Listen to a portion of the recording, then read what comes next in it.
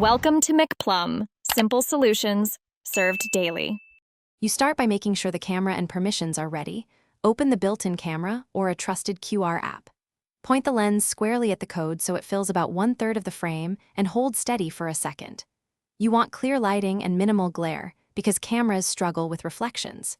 If your device prompts for permission, grant access immediately so the scanner can read the pattern. Once the code locks, watch for an on-screen preview or action button to appear. Once the camera recognizes the pattern, you'll see a preview or a small pop-up. Tap it to reveal the contained action.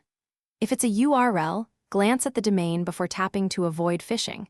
If it's contact or Wi-Fi data, confirm details before saving.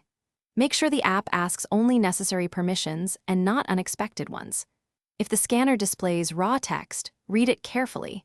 If it shows a command like connect or download, pause and verify to prevent unwanted changes to your device.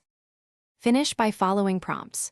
Open the web page, save contact info, or join the network and confirm any final permissions.